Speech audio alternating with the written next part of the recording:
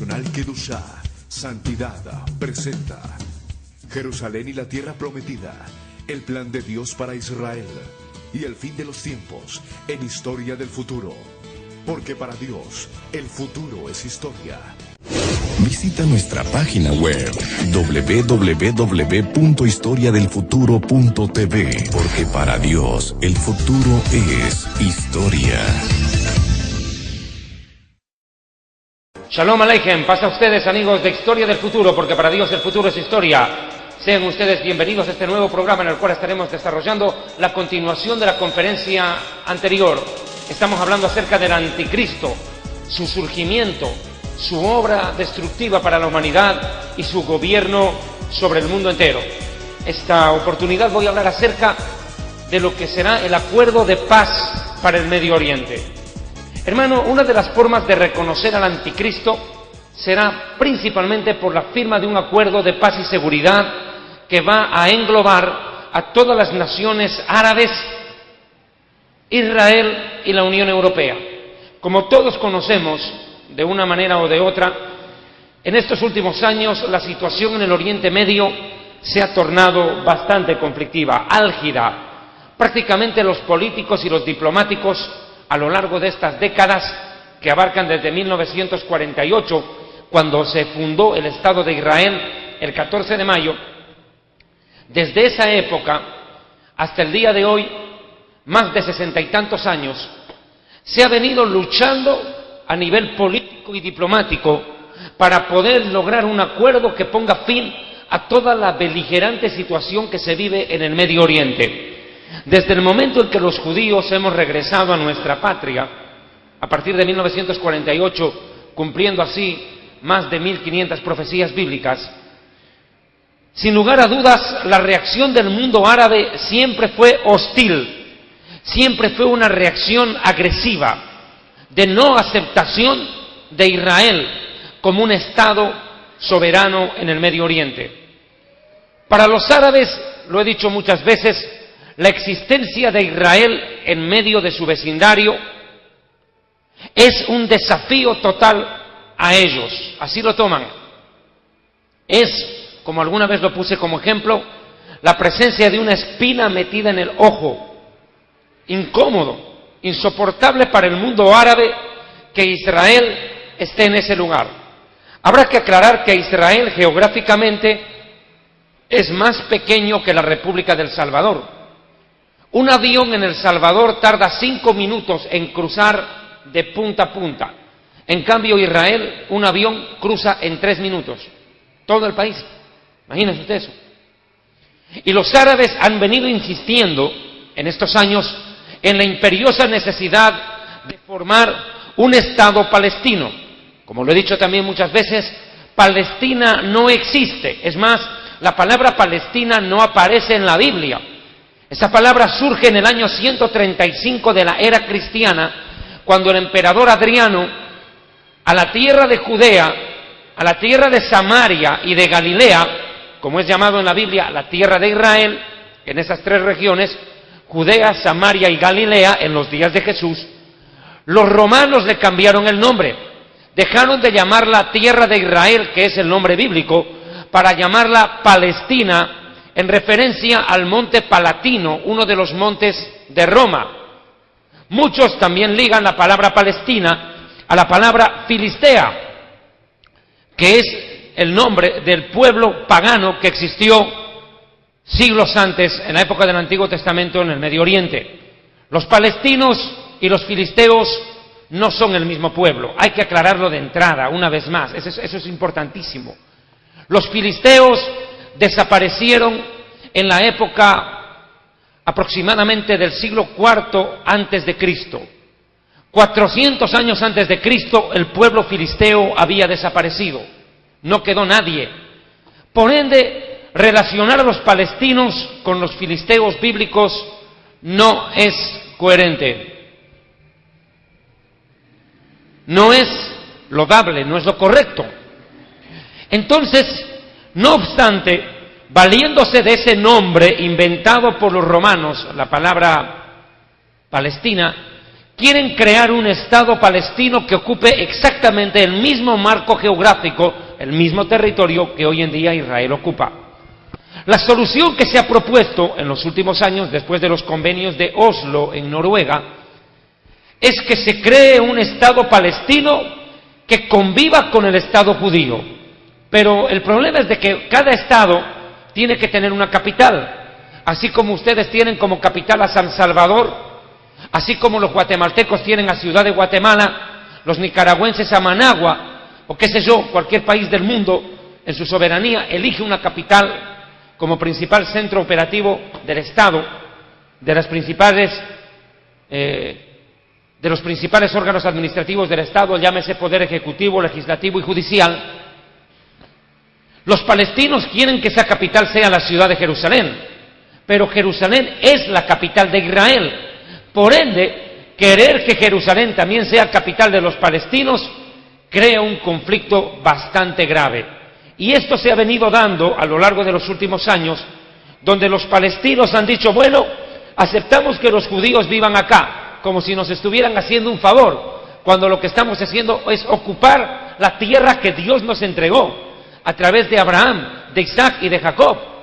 Los palestinos no nos están haciendo un favor, esa es nuestra tierra. Por último, entonces, ¿qué es lo que ha pasado?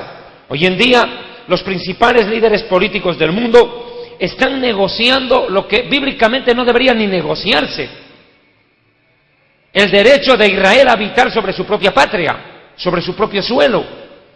Lo cierto es que esto ha llevado a los principales y más grandes jerarcas de la diplomacia internacional a una serie de conflictos que, como no han logrado ponerse de acuerdo en las mesas de negociaciones, no han logrado ponerse de acuerdo en la Organización de Naciones Unidas, ahora son los pueblos los que se han enfrentado. Ante la ineficacia de los políticos, los pueblos se enfrentan. Y lo más terrible es que en el Medio Oriente los enfrentamientos han cobrado ribetes insospechados en algún momento.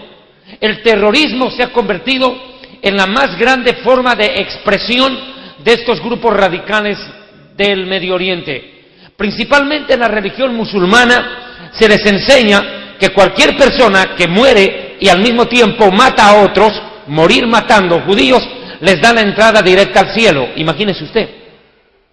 Para ellos, morir pero matando judíos al mismo tiempo es una forma de alcanzar la salvación. Y encima, quiero decirle esto, tal vez usted no lo sepa. Por ejemplo, cuando una madre de familia, escuche bien lo que le voy a decir, cuando una madre de familia o un padre de familia convence o forma a su hijo intelectualmente como un mujahidín. ¿Qué quiere decir la palabra mujahidín? Significan terroristas suicidas. Lo convence a su hijo, ¿qué hacen? El mismo padre de familia, escuche esta aberración, el mismo padre de familia, Pastor Balmore, es la persona que le fabrica la bomba o le compra la bomba, se la amarra al cuerpo del hijo y lo manda contra Israel, y activa el muchacho la bomba, ¡boom!, en un autobús en Israel. Muere el muchacho y mueren todos los judíos que estén dentro del autobús. Esto se ha visto muchas veces. Y es más, como premio se dice que ese muchacho ya está con el Dios Alá en el cielo, y si es varón tiene como derecho 70 mujeres vírgenes para él solo en el paraíso. Imagínese usted. Pero por si fuera poco, no solo el sinvergüenza ese asesino supuestamente recibe el cielo y 70 mujeres vírgenes. Yo pienso que lo que debe encontrarse rapidito es un 20 demonios en minifalda, que lo están esperando para llevárselo al infierno. Miren, lo peor de todo es que encima las principales organizaciones políticas del Medio Oriente, a ese padre de familia que mandó a la muerte a su hijo, le dan una pensión vitalicia. Y según lo que se sabe, cada padre que manda a la muerte a sus hijos recibe $2,000 mensuales como asistencia por haber mandado a su hijo a matar judíos. Y encima es reconocido como héroe nacional. Imagínese usted. Mire los angelitos que tenemos de vecinos. Terrible. Lo cierto es de que esta situación se ha hecho insostenible en el Medio Oriente. Insoportable. Israel todos los días de Dios tiene que estar repeliendo atentados terroristas. Ya prácticamente esto ya ni siquiera es noticia, porque todos los días los palestinos lanzan misiles contra Israel. Todos los días hay enfrentamientos. Y claro, la prensa internacional lo primero que muestra es los tanques de Israel avanzando para proteger a su pueblo. Y al mismo tiempo muestran a 4 o 5 niños palestinos tirando piedras. Y dicen, mire cómo Israel ataca con tanques a estos indefensos palestinos que apenas tienen piedras. ¿Qué piedras ni nada? Lo que tienen son misiles que los lanzan desde hospitales y colegios. Imagínense, utilizan colegios y hospitales para mandar misiles, para que por algún caso Israel responde al misil, el misil va a regresar, va a venir disparado desde Israel y por decir cae en un hospital y la noticia es, Israel bombardea un hospital, agresivos, asesinos que matan enfermos. Imagínense, cómo la prensa internacional se ha prestado a este juego macabro de los terroristas, de utilizar niños, mujeres, enfermos, estudiantes de párvulos, pibes, que se llama, niños de kinder, utilizarlos como escudos o como bombas humanas. Contra eso es que Israel está lidiando todos los días y todas las noches. Lo cierto es que para Israel la situación se ha hecho insostenible, e Israel también ha tenido que revisar su posición política a nivel internacional muchas veces. Pero Israel ha cometido un error en la historia. Ha pensado que Estados Unidos es un aliado leal, que siempre va a apoyar a Israel. Pero desde que el presidente Barack Obama, por cierto, musulmán de religión, porque él no es cristiano, es musulmán, ha abiertamente dado la espalda a Israel, de una u otra manera. Y en este tiempo, la situación se ha puesto en jaque mate para Israel, porque aparte de los problemas que hay con Irán, de lo cual yo he hablado antes en otras conferencias, sobre la crisis con Irán que terminará en una guerra, de acuerdo a la profecía de Jeremías 49:35 o Isaías 17, verso 1 en adelante, con conflicto con Siria, o el Salmo 83, que es una guerra que se viene inmediato, pronto ya, con las naciones árabes. Hemos tenido que sostener una situación difícil como pueblo, la posición ambivalente de Barack Obama, porque Obama le ofrece la tradicional ayuda moral y militar a Israel, pero sin embargo Obama apoya a los palestinos e Israel no sabe en quién apoyarse. Ese es un problema. Lo cierto es que esto va a devenir en una profunda crisis, donde el principal centro es la ciudad de Jerusalén, el centro de disputas.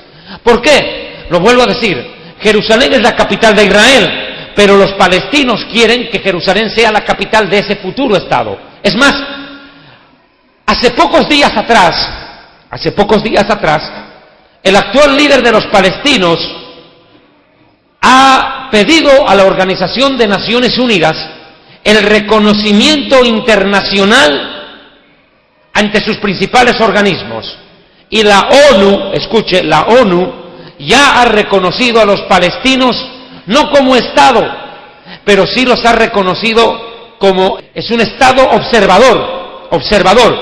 No es reconocido dentro de la ONU, pero puede asistir, puede dar discursos, aunque no es un miembro pleno, porque no ha sido reconocido como Estado nacional. Entonces esta situación empuja a que Israel tome medidas claras. Bien, en este contexto de tira y afloja entre palestinos e israelíes por el dominio de la ciudad de Jerusalén, la ciudad santa, y segundo, por los territorios del Medio Oriente, va a empujar a una profunda crisis bélica, a una guerra. Lo cierto es que Jerusalén se ha convertido en el problema para las Naciones Unidas. Y si esto le parece extraño, no es así. Mire lo que dice la profecía en el libro de Zacarías capítulo 12. Vamos a la Biblia por un momento. Zacarías capítulo 12, versículo 2. He aquí que yo pongo a Jerusalén por copa, que hará temblar a todos los pueblos de alrededor contra Judá en el sitio contra Jerusalén. Mire, Jerusalén se ha convertido en una copa, pero quiero aclarar esto. Tal vez la traducción no es lo más exacta a lo que el texto apunta. La Biblia hebrea añade una palabra que no aparece aquí en la Valera, en la Reina Valera. En la Biblia hebrea dice, escuche, esto dice la Biblia hebrea: he aquí que yo pongo a Jerusalén por copa que embriagará y aturdirá y hará temblar a todos los pueblos de alrededor contra Judá, que es Israel, en el sitio contra Jerusalén. O sea, van a perder el sentido los pueblos de alrededor, los embriaga, los aturde y los hace tambalear. Todos los pueblos de alrededor. Y eso es lo que está pasando. La Organización de Naciones Árabes, la Liga Árabe de Naciones, así se llamaba, la Liga Árabe de Naciones, abiertamente ha dicho que no van a reconocer a Israel como Estado. Increíble. Y la Liga de Naciones Árabes no son 3 o 4 pelagatos. Imagínese, hermano, la Liga de Naciones Árabes es una multitud de países y todos odian a Israel. Y eso que son nuestros hermanos, porque los árabes son hijos de Ismael, nosotros somos hijos de Isaac, el hijo de Abraham, hijos de Abraham. Es un odio acérrimo, es un conflicto milenario que ya ha transcurrido más de 4.000 años, 4.000 años de guerra, y lo peor todavía no se ha vivido. Ahora, Jerusalén se ha convertido en conflicto para los pueblos de alrededor, pero mire lo que continúa más adelante, verso 3. En aquel día yo pondré a Jerusalén por piedra pesada a todos los pueblos. Escuche, a todos los pueblos. ¿Qué significa la frase Kol Goyim en hebreo? La palabra Kol Goyim en hebreo significa todas las naciones. Y la única organización que tiene a todas las naciones metidas dentro de sí es la Organización de Naciones Unidas. Exacto, mi amigo. La Organización de Naciones Unidas, con sede en Nueva York, es el principal organismo gubernamental y diplomático del planeta. Es el máximo ente político de este planeta Tierra. La ONU fue creada después de la Segunda Guerra Mundial, precisamente a consecuencia de la misma. Lo cierto es de que la Organización de Naciones Unidas, dentro de su declaración de constitución, dentro de su acta constitutiva, la Organización de Naciones Unidas dice textualmente, fue creada para evitar guerras, pero sin embargo, la ONU está empujando a una guerra campal en el Medio Oriente. Porque hoy en día la ONU no está tomando en cuenta muchos aspectos, por ejemplo, históricos, aceptar que los judíos tenemos derecho a Israel como patria. Lo dije. En la época de la Segunda Guerra Mundial, a nuestros abuelos, en el caso de los judíos de Alemania, Hungría, Polonia, la República Checa, la República Eslovaca, los judíos rumanos, los judíos húngaros, etc. A los judíos, a nuestros abuelos, porque mis abuelos, mi familia vino de ese lado, les decían los alemanes, malditos judíos, váyanse a su tierra, al Medio Oriente, váyanse de aquí. Váyanse de Europa, váyanse a su tierra, váyanse a Israel. Y ahora que los judíos estamos en Israel, los árabes nos dicen, malditos judíos, váyanse a Europa. Increíble.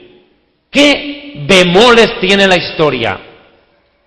En Europa no nos aceptaban y ahora en nuestra propia tierra nos quieren echar. Pero hay algo que tiene que quedar claro, mi amigo.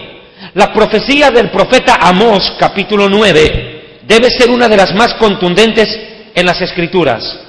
Y la cito por una razón primordial. Amós capítulo 9, dice lo siguiente en los 2 últimos versículos. Yo necesito tocar este pasaje. Mire, Amós capítulo 9, 2 últimos versículos, el 14 y el 15, Lo tiene Balmore, por favor, léamelo. Y traeré del cautiverio a mi pueblo Israel, y edificarán ellos las ciudades asoladas, y las habitarán, plantarán viñas y beberán el vino de ellas, y harán huertos y comerán el fruto de ellos. Pues los plantaré sobre su tierra, y nunca más serán arrancados de su tierra que yo les di, ha dicho Jehová, Dios tuyo. ¿Te das cuenta? La Biblia es contundente. Dice la Biblia que Dios nos plantó en la tierra que Él nos dio. Y lo que Dios da, el diablo no lo quita, mi amigo. Escuche bien. Lo que Dios nos da en la vida, el diablo no nos lo puede quitar. A ustedes, las cosas que Dios les da, el diablo no las arrebata, mi amigo. Dios nos dio esa tierra a los judíos. Y dice, nadie los va a sacar de allí. ¿Cuántos alaban a Dios? Den un aplauso fuerte al Señor. Es la fidelidad de Dios. Y les guste o no las naciones del mundo, Israel ha sido, es y será el pueblo escogido de Dios.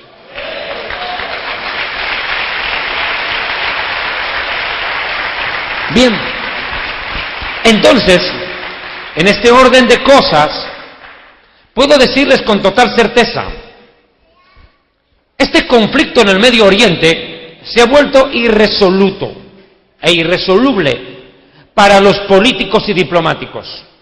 Ahora quieren tomar en sus manos el conflicto los militares, y esto va a ser mucho más grave. Tiende a agravarse el conflicto. Lo cierto es que, mis hermanos, por eso es que en este tiempo se está hablando tanto de una posible tercera guerra mundial. De una posible tercera guerra mundial que estaría a punto de comenzar. Y que precisamente tiene enfocado a Israel y el Medio Oriente como el principal punto de desarrollo de la misma. Entonces, es por eso que hoy los grandes medios de comunicación y también las organizaciones no gubernamentales, pacifistas, humanitarios o humanistas, como usted quiera llamarlos, están levantando la voz en cuello porque se dan cuenta que si estalla una guerra en Israel o estalla un conflicto mayor en el Medio Oriente, el mundo se va a ver. Por eso están pidiendo a gritos paz y seguridad. Y vuelvo sobre el vértice de la prédica de ayer. La Biblia es clara, mi amigo. ¿Cuándo vendrá Jesús por la iglesia? Jesús lo dijo. El día y la hora nadie lo sabe. Ni aun los ángeles del cielo. Solo mi Padre que está en el cielo. Él sabe. Ahora yo me pregunto. Jesús dice, solo mi Padre sabe. Pregunto ahora, ¿será que Jesús sabe cuándo es el arrebatamiento? ¿Qué cree usted? ¿Sí sabe? Claro que sabe. Él como humano dice, solo mi Padre. Pero cuando resucita y vence la muerte, la Biblia dice que a Jesús les da toda potestad en el cielo y en la tierra. Entonces, Jesús por eso en el Apocalipsis dice, vengo pronto. ¿Y por qué dice vengo pronto? Porque Él sí sabe cuándo. Denle un aplauso al Señor. Él sí sabe. A Él sea toda la gloria, la honra, el imperio, el poder y la alabanza. Él sí sabe. Él viene pronto. Ciertamente vengo en breve. Y mi galardón conmigo para recompensar a los que aman mi venida. Y el Espíritu y la esposa dicen, ven, Señor Jesús. Y el que oiga la profecía de este libro diga, ven, Señor. Sí, amén. Ven, Señor. Denle un aplauso al Señor. ¡Maranata! ¡Cristo viene! El Hijo de Dios viene pronto por su iglesia. La Biblia dice que ni aun los ángeles del cielo lo saben, nosotros no sabemos el día y la hora. Pero hay un detalle, 1 Tesalonicenses capítulo 5, versículo 1. Pero acerca de las ocasiones y de las épocas, no tenéis necesidad, hermanos, de que yo les escriba, porque ustedes saben perfectamente que el día del Señor vendrá como ladrón en la noche. El ladrón no llama por teléfono y le dice, por favor, señora, amarre al chucho, amarre al perro, porque voy a ir a robar a las 3 de la mañana, no sea que me muerda. Deje abierta la puertica para que yo pueda entrar. El ladrón aparece de un momento a otro. En el caso de Jesús, aparece como ladrón, no avisa, ¡pum!, apareció y se llevó lo que le pertenece, que es la iglesia. Se llevó lo suyo. No avisa, pero deja una señal inequívoca. En Primera de Tesalonicenses 5:3 da la razón o la señal más clara, que cuando digan paz y seguridad, cuando digan quiénes, es la pregunta. ¿Quiénes tienen que decir paz y seguridad? Los políticos, los diplomáticos, los medios de comunicación y los pueblos. Y eso, como hoy nunca antes, Pastor Vidal Alvarado, amados hermanos, como nunca antes, hoy el mundo está pidiendo paz y seguridad. Usted solamente siéntese frente al televisor y mire la CNN, y usted va a ver a los políticos y a los presentadores hablando de paz y seguridad, como nunca antes. Y Pablo en la palabra dice que cuando digan paz y seguridad, viene destrucción repentina. Como los dolores a la mujer embarazada y no podrán escapar. Pero en el verso 4 dice, pero hijitos, nosotros no estamos en tinieblas para que aquel día nos sorprenda como ladrón, porque todos nosotros somos hijos de la luz e hijos del día.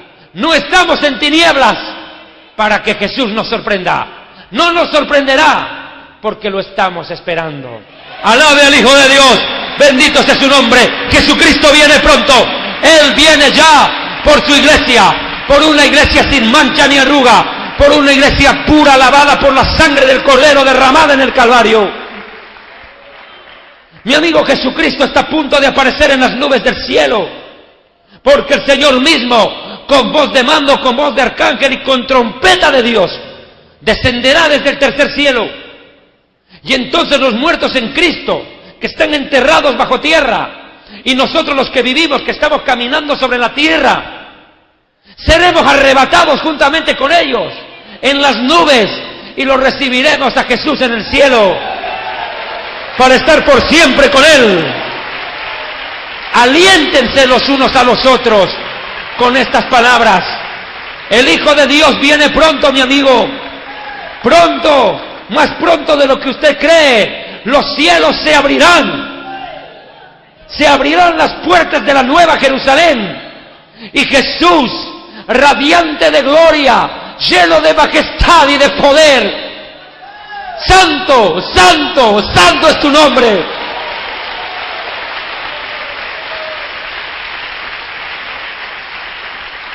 Se pondrá en pie de su trono, descenderá las gradas de su trono de oro y caminará por el centro de la nueva Jerusalén. Y los ángeles le dirán, ¿dónde vas, Señor? A recoger a mi amada, que ya está preparada. Alabe al Hijo de Dios. Bendito sea su nombre. En los cielos, en la tierra y debajo de la tierra existe solo un nombre que merece gloria. El nombre de Yeshua, que significa salvación. Y ese momento se abrirán las puertas de la nueva Jerusalén y Jesús descenderá, caminará, no sobre el mar como caminó cuando estuvo en la tierra, caminará sobre el aire y vendrá a recoger a esa novia a la cual Él escogió, purificó y santificó a precio de sangre, y la recogerá vestida de blanco como la nieve, sin mancha ni arruga, llena de gloria, preparada para el novio. para el Cordero de Dios. Gozaos y alegraos, porque su novia se ha preparado, y a ella se le ha concedido que se vista de lino fino, blanco y resplandeciente, porque el lino fino son las acciones justas de los santos. Sed santos, porque yo soy santo, porque sin santidad nadie me verá, porque el que es santo es necesario que se santifique más todavía. Alabe a Dios. Viene a recoger una iglesia pura, mi amigo. Jesús está viniendo. Mientras los políticos se rompen la cabeza con este ajedrez o con este laberinto en el cual están metidos, donde no pueden encontrar la salida ni la solución, Jesús viene a recoger lo que le pertenece. La iglesia, mi amigo. Ahora, este acuerdo de paz y seguridad dará luz, esta declaración de paz y seguridad dará a luz el surgimiento de este personaje del cual vengo hablando desde la conferencia de anoche. El surgimiento del anticristo. Él surgirá muy pronto y hará un acuerdo de paz. Cuando el anticristo surja luego del arrebatamiento, cuando la iglesia se haya ido, el pueblo de Israel aceptará como Mesías, como ungido, a un hombre que se presentará ante el mundo como un pacifista. Y este hombre, como lo dije anoche, tomará control del mundo no por la fuerza, sino por la mentira y el engaño. El anticristo se presentará como el gran salvador de Israel, el que va a salvar a Israel de una tercera guerra mundial.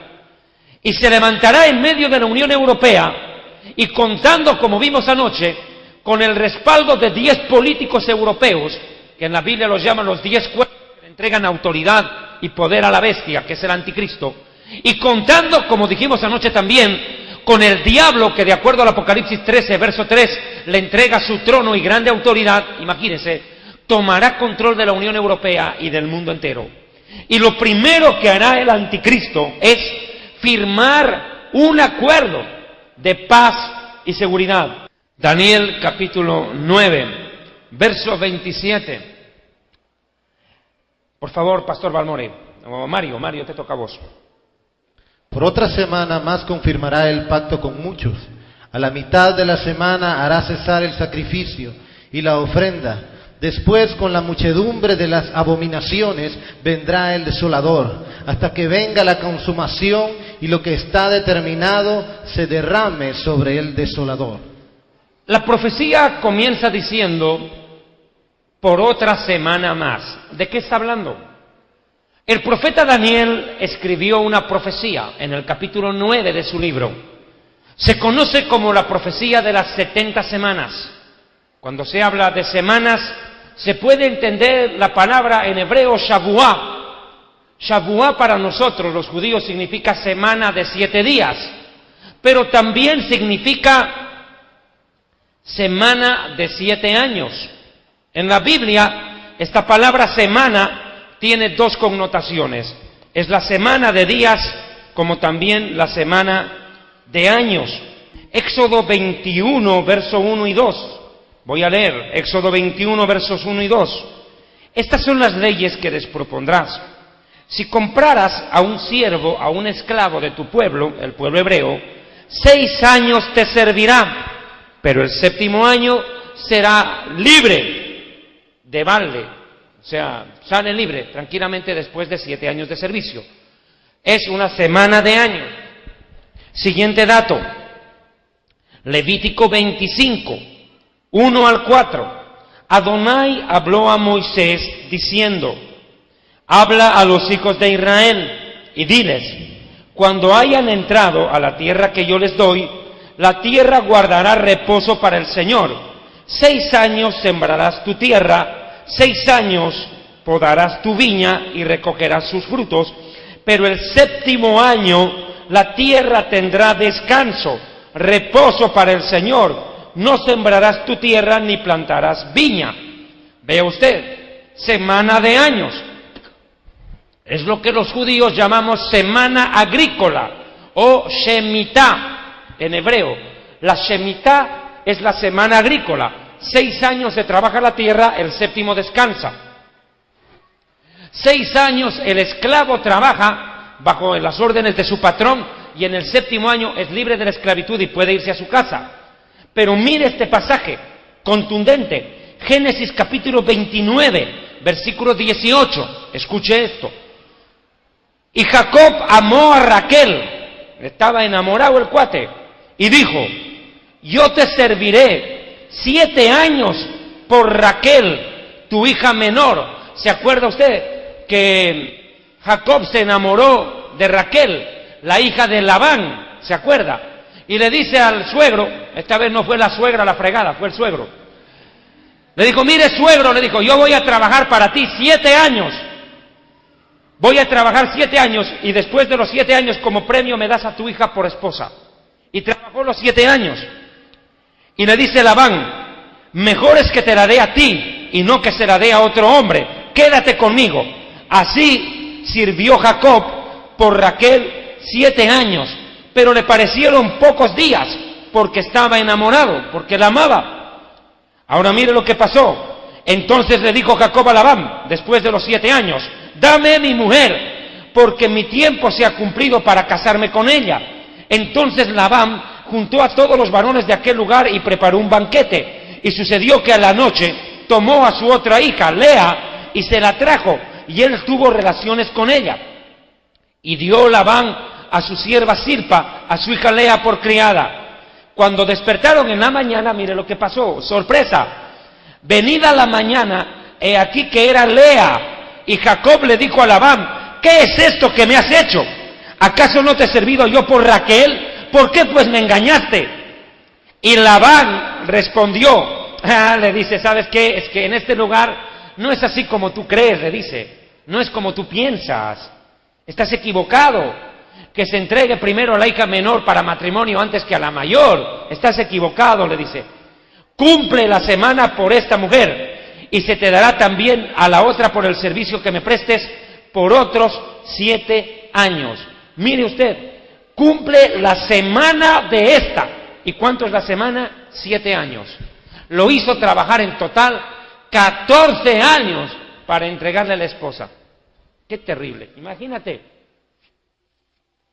Vos vas a pedir la mano al suegro y te entregan a la cuñada por esposa. ¡Qué terrible desgracia! Y tuvo que trabajar otros 7 años más, una semana de años más, para que le dieran a la mujer que él quería. Como dicen en mi país, al que quiere celeste que le cueste. Tremendo. Como usted podrá ver, el término semana en sí abarca 7 años. Ahora, a grosso modo le explicaré esto. Voy a hacer otro tema con más calma en otra oportunidad sobre las 70 semanas de Daniel. Pero les puedo decir algo, que hasta el momento en que Jesús muere en la cruz, cuando el Hijo de Dios, Yeshua ben Elohim, Yeshua bar Yosef, Jesús hijo de José, muere en la cruz, se cumplen exactamente 69 semanas proféticas. De años, 69 semanas de años, es decir, 483 años, 69 semanas por 7 son 483. La profecía dice que tienen que ser 490. Ahora escuche, faltan 7 años por cumplirse, ¿me está entendiendo? Faltan 7 años por cumplirse la profecía de Daniel.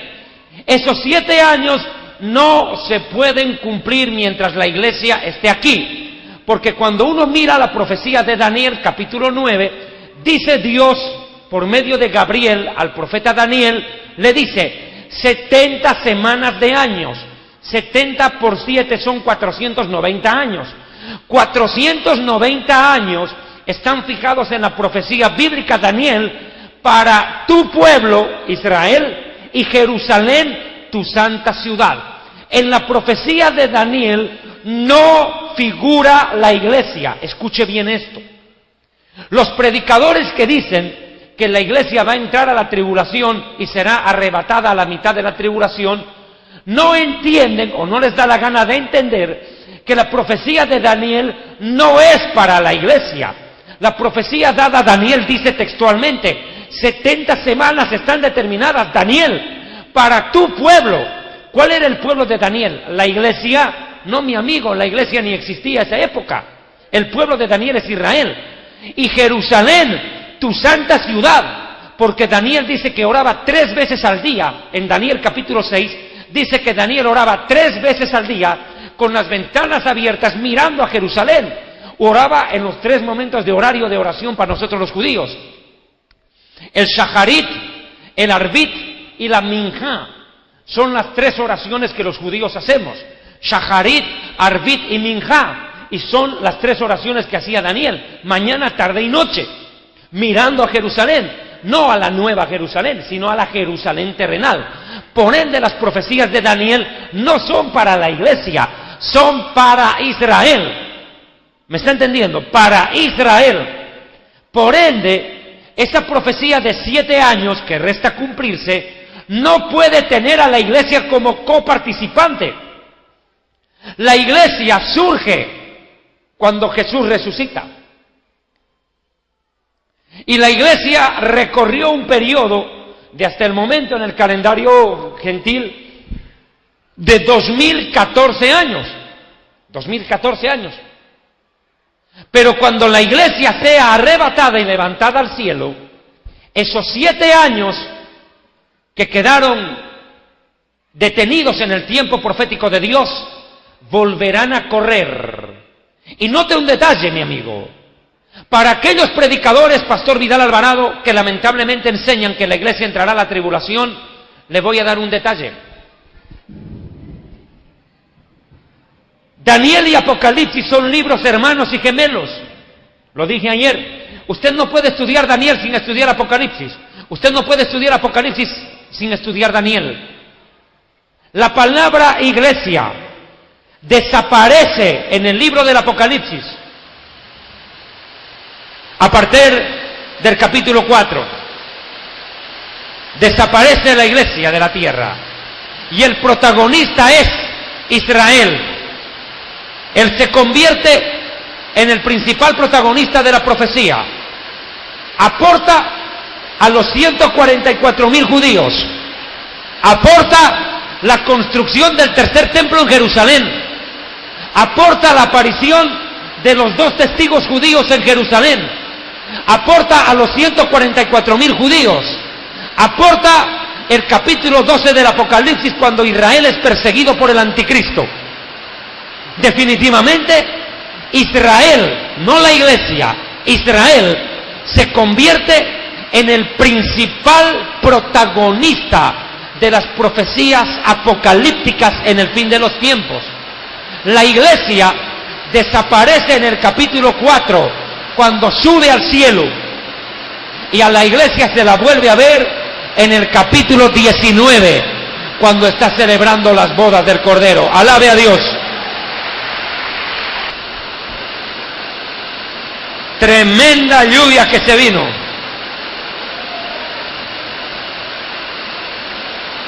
Qué lluvia la que está cayendo, terrible.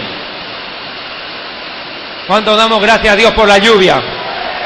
Bueno, estábamos soportando temperaturas insoportables acá. El otro día tuvimos que aguantar 42 grados aquí. Terrible. Ya está, gracias Señor, bájale el volumen a eso. Gracias Señor. Párale la lluvia, Dios mío, un ratito. Tremendo ruido. Ay, qué chévere. Gracias Señor, que baje. El sonido estaba terrible. Ay, gracias Dios mío.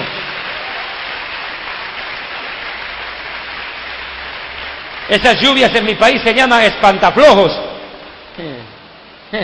Espantasuegra debería llamarse. Bueno, en las suegritas. Bueno, vuelvo al tema. Uy, qué bien paró la lluvia. Escúcheme esto. La nación de Israel, por ende, amados hermanos, se convertirá en el libro del Apocalipsis en el principal protagonista. La iglesia desaloja la tierra en el Apocalipsis 4, cuando dice, entonces vi el cielo abierto, y la primera voz que oí era como de trompeta hablando conmigo, y una voz dijo, sube acá. Y al instante, que quiere decir en un abrir y cerrar de ojos, en un parpadear, subí en el Espíritu, dice. La iglesia se va al cielo en el Apocalipsis 4.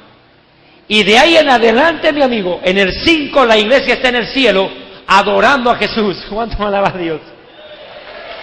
Apocalipsis 4 subimos, Apocalipsis 5 adoramos, pero Apocalipsis 6 el anticristo surge. Y la iglesia no vuelve a aparecer en el Apocalipsis hasta el 19, cuando estamos en gozaos y alegraos, porque han llegado las bodas del Cordero de Dios, y su esposa se ha preparado y se ha vestido de lino fino y resplandeciente.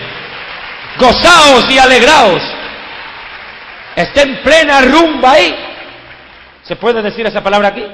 Rumba, ¿se entiende? Fiesta, parranda. Listo.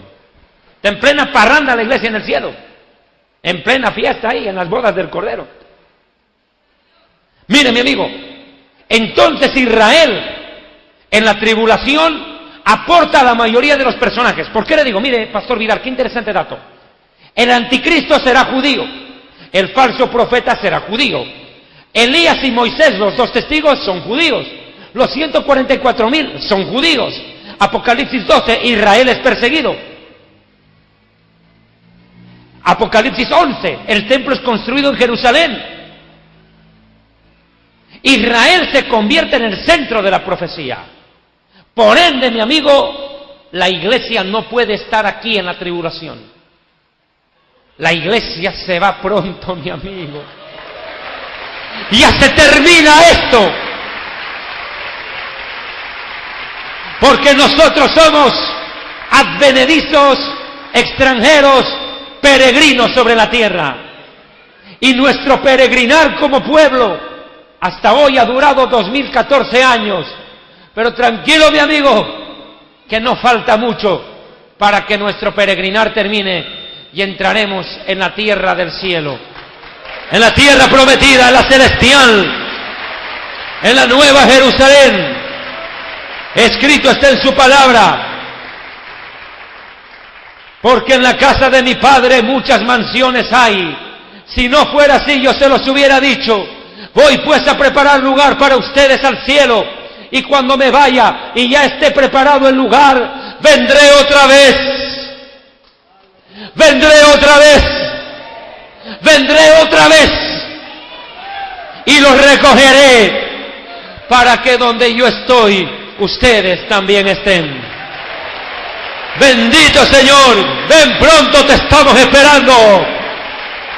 Porque como dice Filipenses 3:20, nuestra ciudadanía está en el reino de los cielos, en la nueva Jerusalén, de donde también estamos esperando a nuestro Señor Jesucristo, que aparecerá en las nubes del cielo con voz de trompeta, y a la final trompeta, porque se sonará trompeta y los muertos en Cristo saldrán con cuerpo incorruptible, y nosotros tomaremos un cuerpo inmortal y volaremos al cielo. Maravillosa promesa. Imagínese. ¿Cómo será cuando tú llegues al cielo?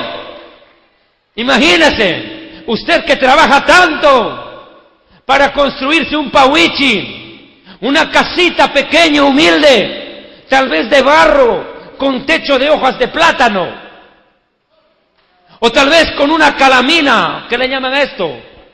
¿Ah? Lámina. Imagínese tantos años trabajando, ahorrando, privándose de cuantas cosas, para tú tener tu casita y brindarle a tu familia un hogar, una casa. Y de pronto llegas al cielo, hermano, y te das cuenta que no tienes un dormitorio, tienes una mansión. ¡Alabe a Dios! Y mire, hermano, y llegas a la nueva Jerusalén y empiezas a caminar, y el Señor Jesucristo te dice: Vidal, sigue al ángel. Y el pastor Vidal Alvarado camina en el cielo ya con cuerpo de gloria. Y el ángel Gabriel le dice: Vidal, siervo fiel, esta es tu mansión. Y un letrero dice: Mansión Alvarado. ¡Qué chévere! ¡Alabe a Dios! ¡Gloria a su nombre! ¡Aleluya! Cristo viene por su iglesia. Una mansión para cada uno de nosotros. Y el pastor Vidal Alvarado tal vez está esperando que sea una piedra de madera tallada. Y cuando llega el pastor Vidal, mira que la puerta es de piedra preciosa. Y el grifo, ¿qué se llama? La chapa de la puerta es de oro puro. Y el pastor Vidal entra y su cuna, su cama de oro, imagínese. Qué chévere, qué bendición. ¿Usted qué cree que Dios nos va a dar algo de madera allá arriba? No, mi amigo, si este mundo que algún día terminará, Dios lo hizo tan bonito, imagínese cómo es el cielo, cuyo arquitecto y constructor es Dios. ¡Alabe a Dios! ¡Bendito sea su nombre! ¡Gloria a su nombre! Sí, mi amigo, si este planeta Tierra fue hecho con tanta belleza, imagínese lo que Dios hizo para Él mismo. Como yo decía en una conferencia en Gotera, cuando yo prediqué donde el pastor Balmore, el Señor creó la tierra para que viva el hombre, aquí en la tierra, pero el Señor creó el cielo para Él. Usted tiene una empresa constructora, usted construye casas, pero sin embargo, estoy seguro que cuando usted le toque construir la casa para usted y su familia, no va a ser como la casa que usted vende. Usted va a tener que hacerse una casa de lo más maravillosa, la mejor, ¿o no? Lógico. ¿Y tú qué crees que Dios se construyó algo peor que la tierra? Él se hizo un palacio porque Él es rey. Denle un aplauso al Señor. Tremendo palacio. Y lo más lindo, que en ese palacio de oro en el cielo, que Dios lo hizo a su propio gusto, para Él, es que Dios dice, yo quiero que vivan ustedes conmigo aquí. ¡Alabe a Dios! ¡Bendito Dios! Que nos preparó una ciudad más allá del sol, más allá del sol. Yo tengo un hogar, dulce hogar, más allá del sol. Bendito sea su nombre. La iglesia seguirá la nueva Jerusalén, pero mientras la iglesia está de parranda, de rumba, de fiesta, aquí en la tierra, mijito, van a estar de mal en peor. La tribulación comienza y el anticristo firma un acuerdo por 7 años. 3 años y medio, el anticristo gobernará el mundo en relativa paz. Establecerá su gobierno de 7 años. 3 años y medio, no habrá guerras. El mundo va a tener acceso a todos los lujos y comodidades, como nunca antes. Vaya Dios a saber qué leyes perversas más apruebe el anticristo. Pero lo cierto, mi amigo, es que después de 3 años y medio comienzan las desgracias. Vea por favor Daniel 9:27, vuélvalo a leer, pastor Balmore. Por otra semana más confirmará el pacto con muchos.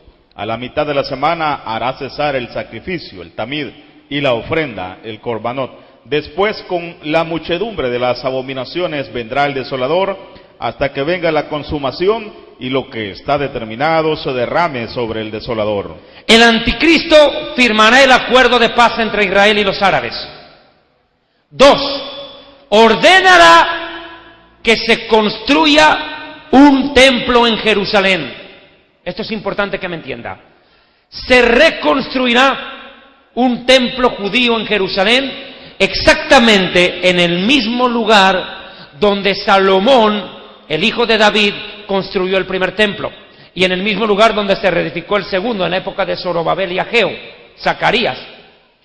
Mire, hermano, y ese templo funcionará. Dice que se presentará el tamid y el corbanot. ¿Qué explico esto? Por favor, póngame atención a esta parte. El tamid es lo que nosotros los judíos llamamos al sacrificio continuo. ¿Qué es el sacrificio continuo? El sacrificio continuo es matar todos los días 2 corderos, uno en la mañana y el otro en la tarde, recordando que fue que con un corderito sacrificado es que Dios nos dio la libertad a los judíos en Egipto. Quiero decirles algo, recientemente yo filmé en Santa Ana, acá en El Salvador, una conferencia, que por cierto ustedes la pueden ver en YouTube, que titula La sangre bendita del Cordero. Esa prédica se la recomiendo, por favor, véanla, está en YouTube. En ella hablé sobre la sangre del Cordero a lo largo de la Biblia, desde Egipto hasta el Apocalipsis. Inclusive, ¿verdad?, analizando cada uno de estos tópicos. Y les explicaba que para nosotros los judíos, el Cordero significa libertad. Significa libertad. Con el derramamiento de la sangre de Cordero salimos libres de Egipto. Y a lo largo de toda la historia, mientras hubo tabernáculo y mientras hubo templo en Jerusalén, había que sacrificar diariamente, continuamente, por eso se llama sacrificio continuo, continuamente, todos los días, sin excepción, un sacrificio de cordero en la mañana y otro corderito en la tarde. Bien, estos sacrificios se volverán a presentar en el tercer templo en los días del anticristo. Y ese sacrificio durará por 3 años y medio, todos los días, durante 42 meses, o, si quiere, 1260 días seguidos. Escuche, 1260 días, 42 meses, tiempo y la mitad de un tiempo, así lo llama el Apocalipsis. Se presentarán sacrificios y ofrendas, pero pasará algo extraño. El anticristo ordenará construir el templo, se reconstruirá, y eso es lo más llamativo, porque en esta semana en Israel hubieron fuertes disturbios. ¿A raíz de qué? Que el gobierno de Israel ha lanzado oficialmente, escuche, ha lanzado oficialmente el proyecto de reconstrucción del tercer templo judío en la colina del Monte Moriah. Esto enardeció a los palestinos esta semana y empezaron fuertes fricciones entre palestinos y judíos que están disputándose ese pedazo de tierra que es el más sagrado del mundo, porque en ese lugar presentaron ofrendas Caín y Abel. En ese lugar se colocó la cabeza Jacob y vio la escalera trepada al cielo.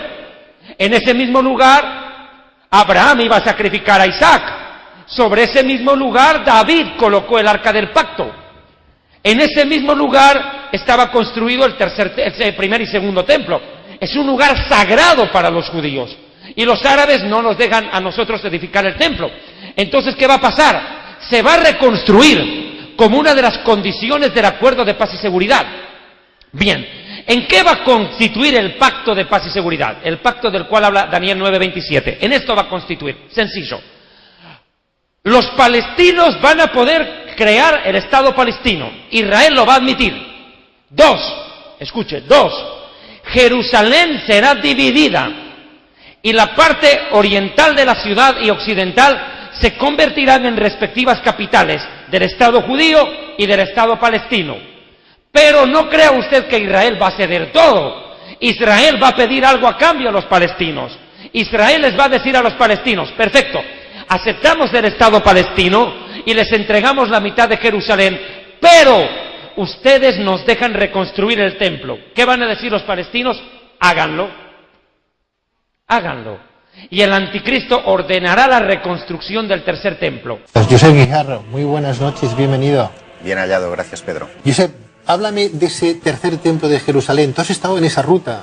Sí, la verdad es que ha sido un tanto sorpresivo, porque estaba efectuando una visita al barrio viejo de Jerusalén, a lo que es el barrio judío y del Muro de las Lamentaciones. Y allí me sorprendió ver a tamaño, escala 1:1, una asombrosa menorá. Ya sabes que ese candelabro de 7 brazos que presuntamente estaba en el interior del primer templo, del que construyó hace 1000 años Salomón, en oro macizo, en lo que era una cámara acorazada de cristal, con una pequeña leyenda que decía que era una reproducción fiel de la menorá de Salomón, destinada pues a ocupar el tercer templo de los judíos. Esta revelación, la de que una institución está reproduciendo milimétricamente todos y cada uno de los elementos que componían ese templo de Salomón, ese primer templo de Salomón, con objeto de construir ese tercer templo. Pero claro, y lo decía tu reportaje de una forma extraordinaria, el tercer templo tiene que ubicarse en un lugar donde hoy día hay una mezquita. La mezquita de la cúpula dorada, la mezquita de la roca. ¿Y qué pasará entonces, Josep? Porque, por otra parte, sabemos que en ese templo de Salomón se encontraba el Arca de la Alianza, donde Yahvé dijo que se guardarán los 10 mandamientos. Bien, se sabe que el profeta Josías, temiendo que los babilonios entraran en Jerusalén, la escondió en una cueva justo en esa roca que hoy está protegida, que está custodiada por la mezquita de Omar, por esa cúpula dorada. Y naturalmente nadie ha dado con ella. Durante la Edad Media, por ejemplo, los templarios que se hospedaron muy cerquita en la cúpula de Al-Aqsa estuvieron buscándola. El ejército inglés, durante el tiempo de la colonización, anduvo también buscándola. Sabemos que no ha sido jamás extraída de Israel, entre otras cosas porque el arco de Tito, cuando los romanos arrasaron el segundo templo, nos muestra en ese arco todos los objetos que ellos consiguieron, incluida la menorá que cayó al Tíber, y no está el Arca de la Alianza. Luego, posiblemente, se encuentre en alguna oquedad que está todavía hoy debajo de esa mezquita, pero por razones políticas obvias, nadie puede perforar ahí. O sea, de alguna manera, el Arca de la Alianza existe, la tiene el pueblo judío custodiada, guardada. Es más, en este tercer templo de Jerusalén, Josep, el rabino cordobés Maimónides, en su libro Misne Torah, ya de alguna manera publicaba, comentaba, decía cómo deberían de ser los rituales y los sacrificios para poder ubicar y desarrollar ese templo, ¿no?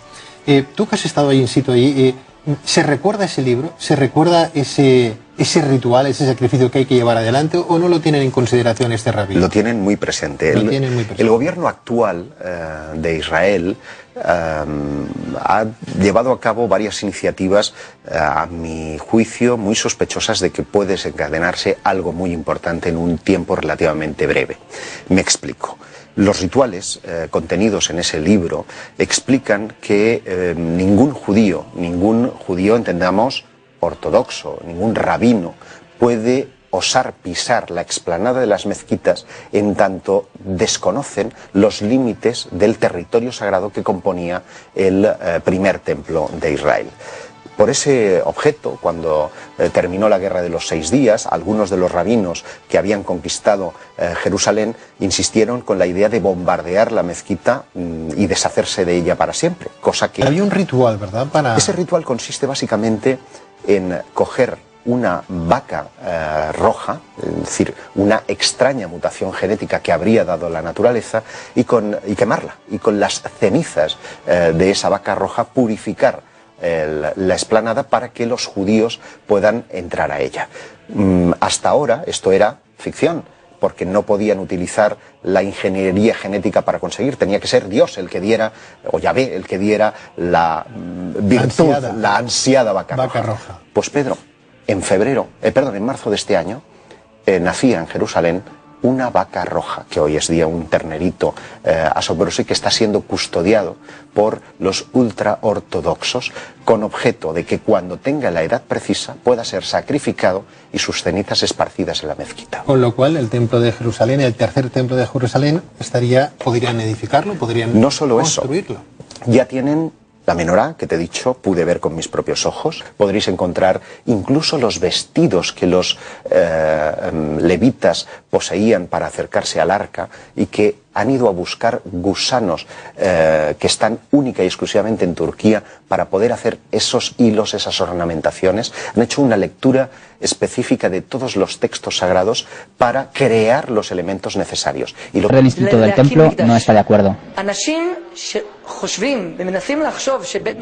La Torá nos ordena levantar el templo. Los que creen que el templo descenderá de los cielos por arte de magia o elemento cósmico eluden el precepto bíblico de prepararse y participar en la construcción.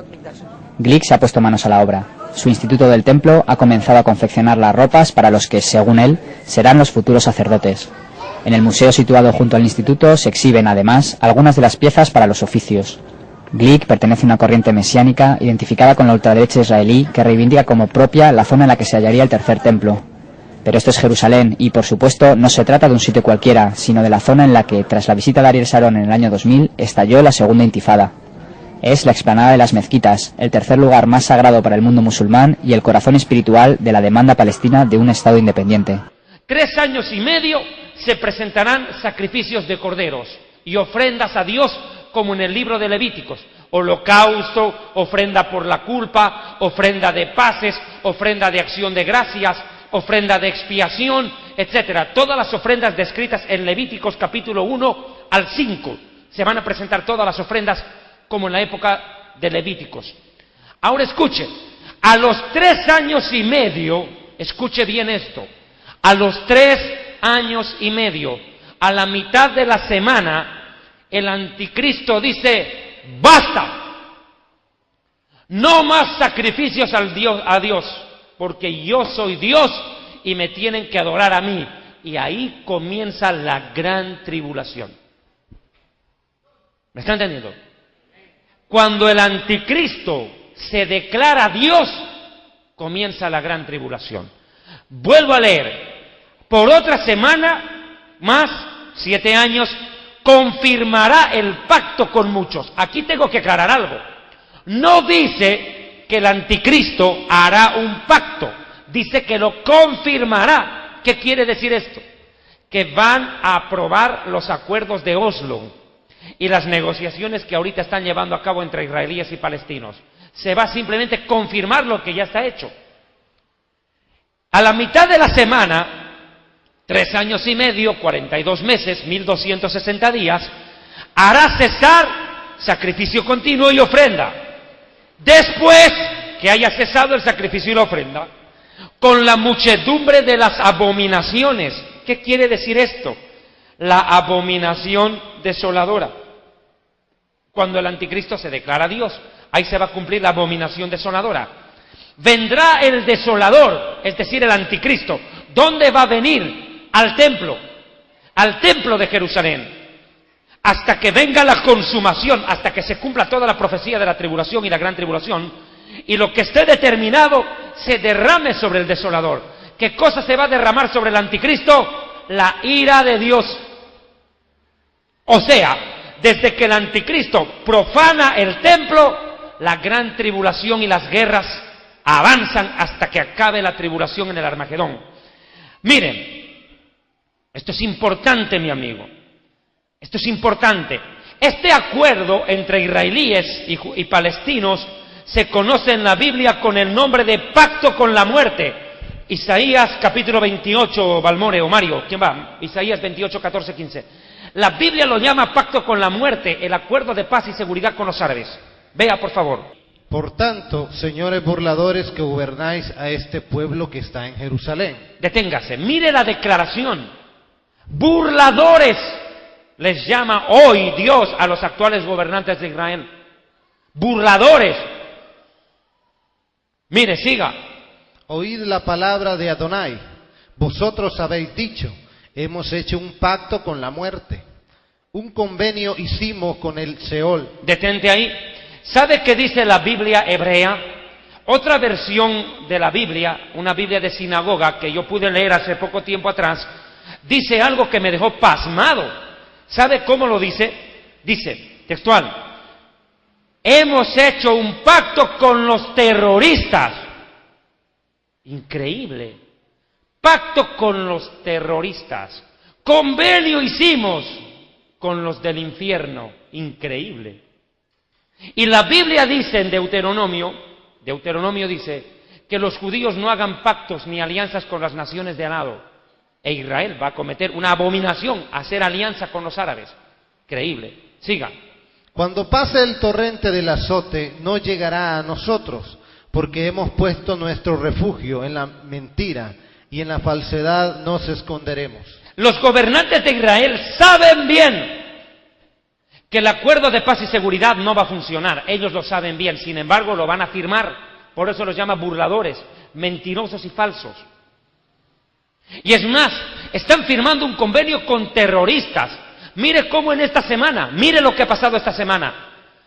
Hamas, el grupo terrorista, y Al-Fatah, el gobernante palestino, se unieron. ¿Y qué dijo el primer ministro de Israel? Dijo, los palestinos prefieren hacer la paz con los terroristas que firmar la paz con Israel. Y mira, a la final Israel va a firmar la paz con los terroristas también. ¿Qué tontería es esto? Va a llevar a la desgracia a la nación.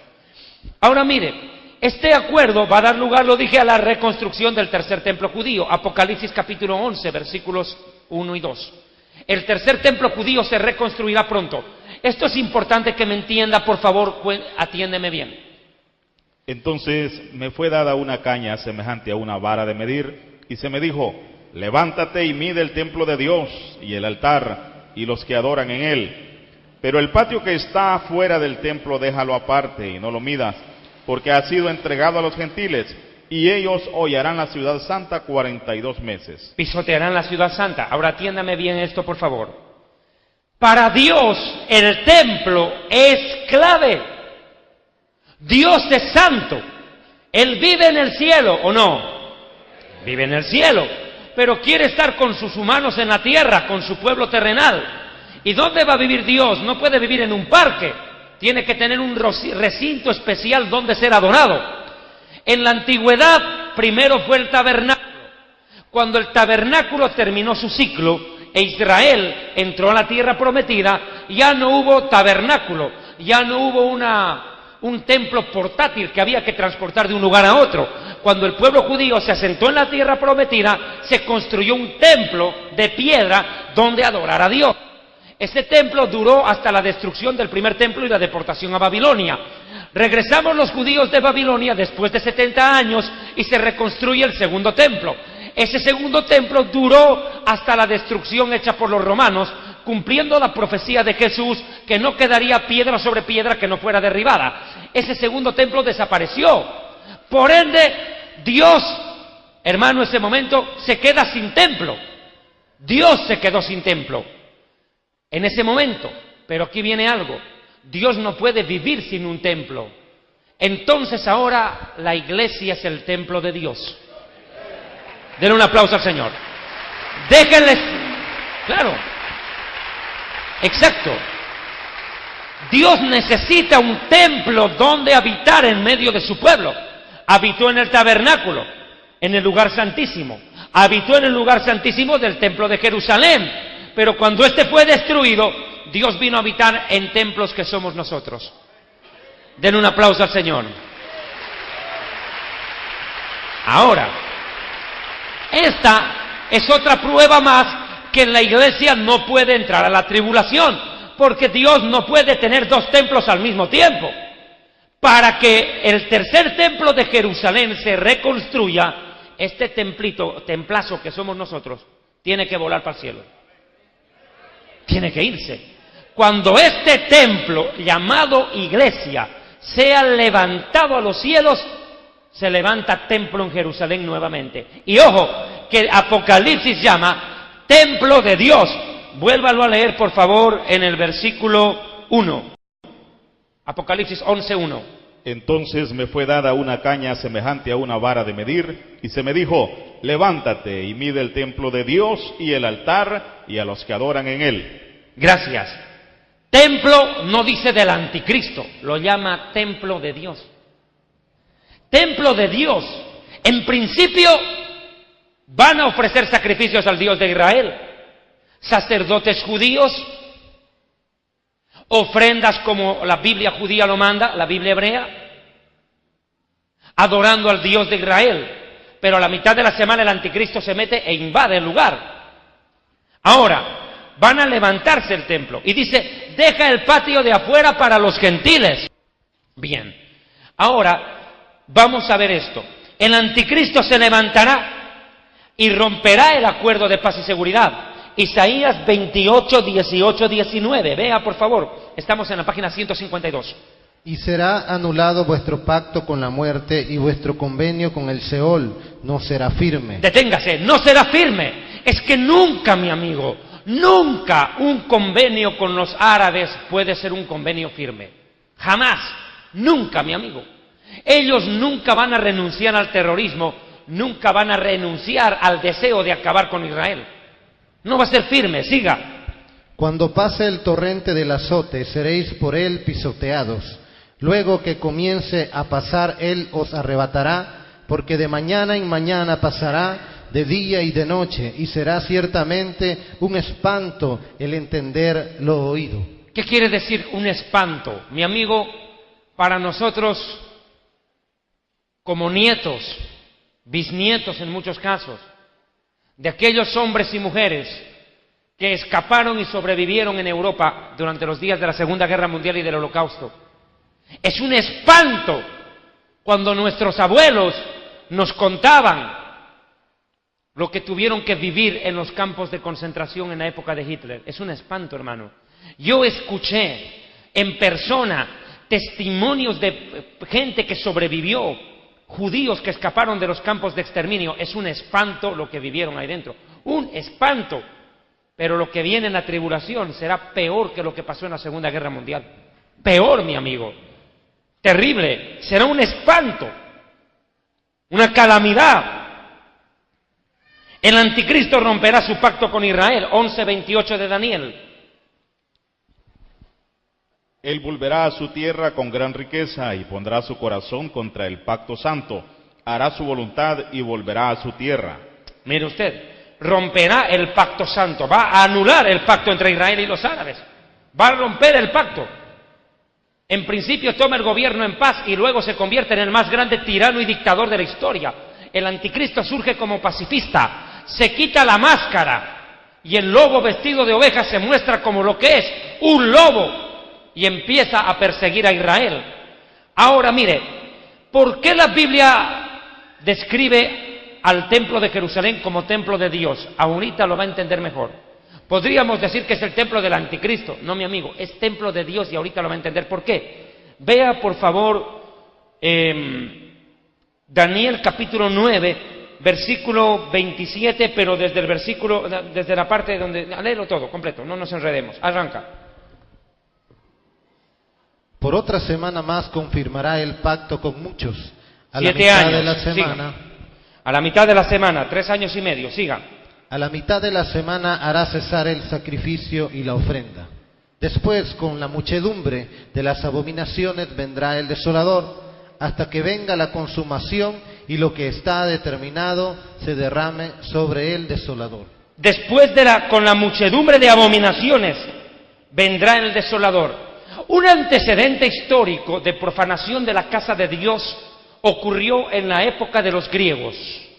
Es cierto que en la Biblia que se lee en la mayoría de las iglesias evangélicas no figura el libro de los Macabeos. Estoy de acuerdo que es un libro que no se lo considera como inspirado por Dios, pero debiera leerse por cultura bíblica, porque aporta una importante etapa de la historia de la humanidad y de Israel. El libro de los Macabeos cuenta la historia de un hombre llamado Antíoco Epífanes. Este hombre, Antíoco, era un griego que se metió en el templo de Dios en Jerusalén en aquellos días y, habiendo cometido una gran abominación, mire qué hizo: sacrificó un puerco, un animal inmundo, un cerdo, un cochino chancho.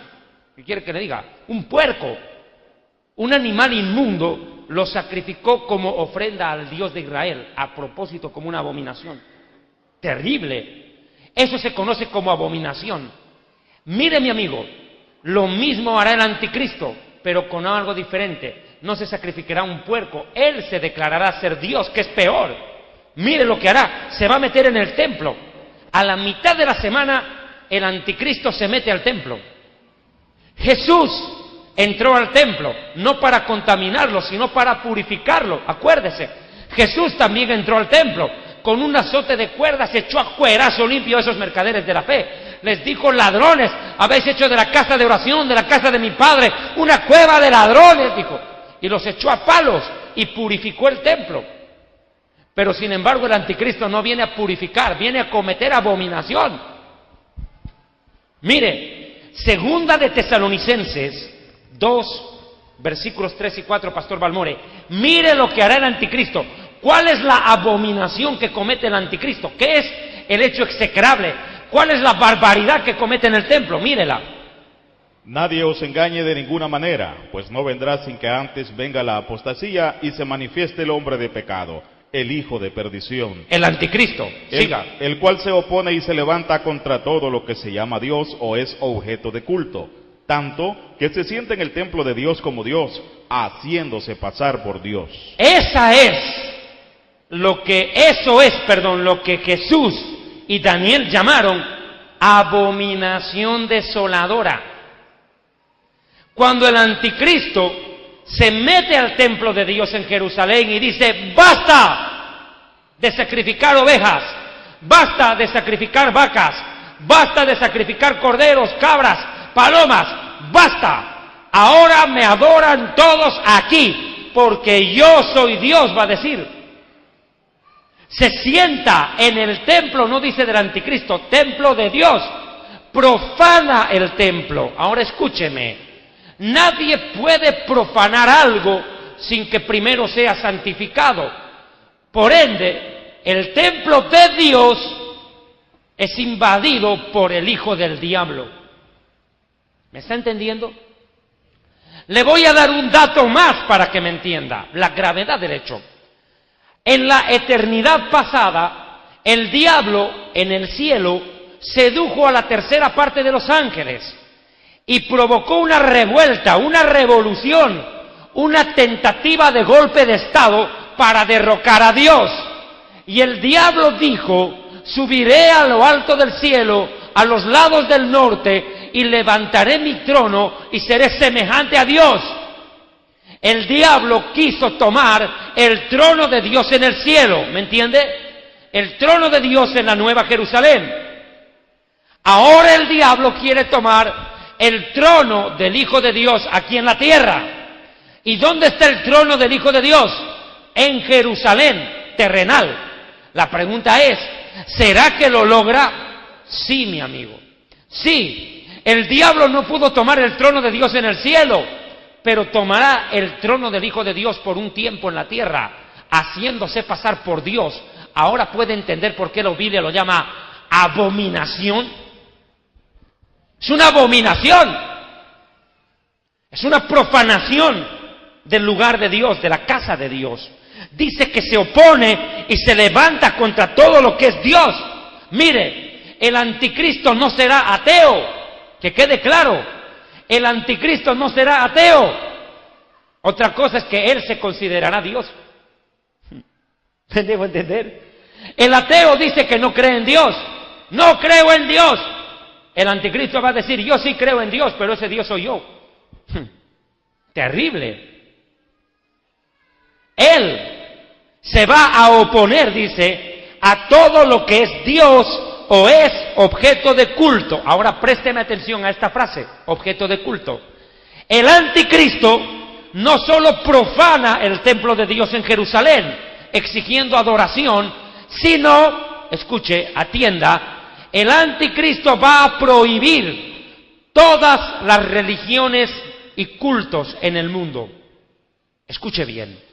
Testigos de Jehová, católicos, mormones, budistas, musulmanes, taoístas, lo que sea, todas las religiones del mundo que estarán en los días de la tribulación van a tener que renunciar a la buena o a la mala a sus cultos para adorar a este hombre al que la Biblia lo llama hijo de pecado, hijo de perdición. Entiéndase, lo van a adorar a él. Mire, Ezequiel 28:2. Hijo de hombre, di al príncipe de Tiro. Detente. El príncipe de Tiro es un gobernante, pero en el sentido espiritual le está hablando al anticristo. Escuche. Así ha dicho Adonai el Señor, por cuanto se enalteció su corazón y dijiste: yo soy un Dios, en el trono de Dios estoy sentado, en medio de los mares, siendo tú hombre y no Dios, y has puesto tu corazón como corazón de Dios. Claro, el tipo se siente Dios. Dice: yo soy Dios. Mire, este es el engaño terrible. El anticristo no solo se va a declarar: soy el Mesías de Israel, yo soy el Mesías prometido. Después él va a decir: no, yo no soy el Mesías, soy Dios. Mire, Esto es importante. Va a profanar el templo.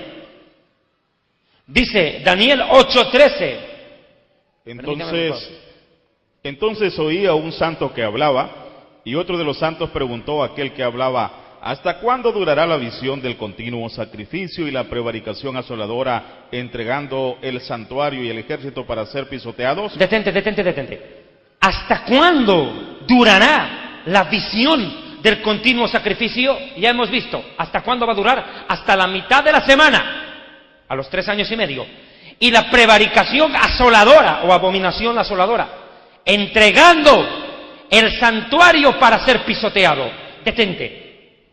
Mi hermano, había lugares en el templo donde no cualquier humano podía entrar. En el lugar santísimo del tabernáculo y en el lugar santísimo del templo, solo podía entrar el sumo sacerdote, no cualquiera. Cuando este hombre se meta ahí dentro, va a ser una abominación, mi amigo. Pisoteado el santuario. Ahora, note otro detalle. La Biblia dice que habrá una abominación desoladora. Daniel 12:11, aquí aparece la palabra.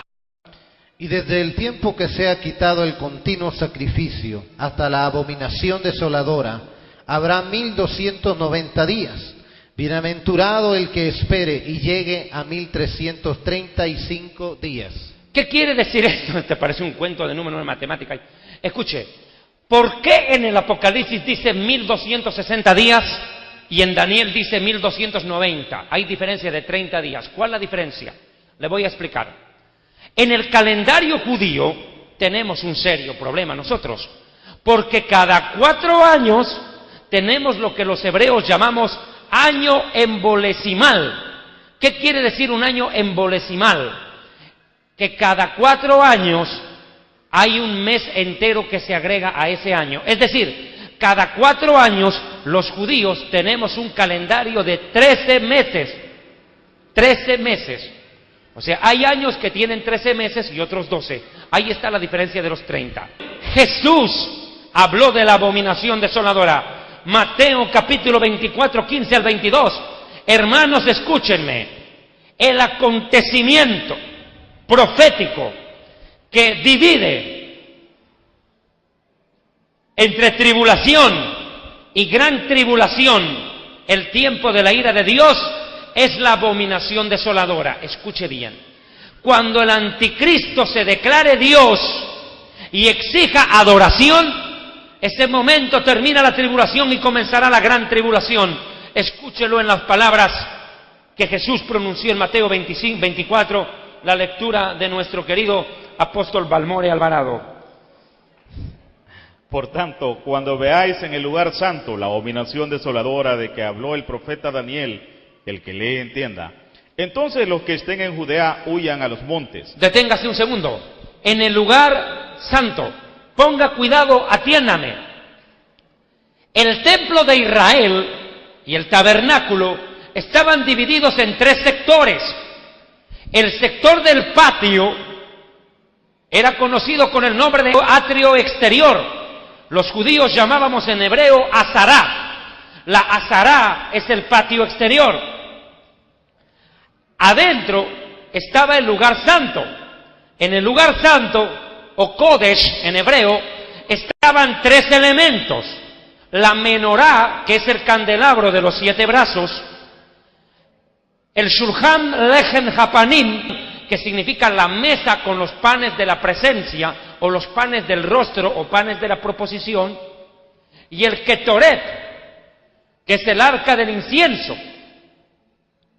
Bien, el altar del incienso. Y en el lugar santísimo, llamado en hebreo Kodesh HaKodashim, que significa santo de lo santo, estaba el arca de la alianza, el arca del pacto, el Arón HaKodesh, el arca sagrada. Y en el arca sagrada habían 3 elementos. Maná, estaba la vara de Aarón que reverdeció y las piedras escritas por el dedo de Dios con los 10 mandamientos, o el Asheret Hadibrot. las piedras del pacto, Lujot Jaberit.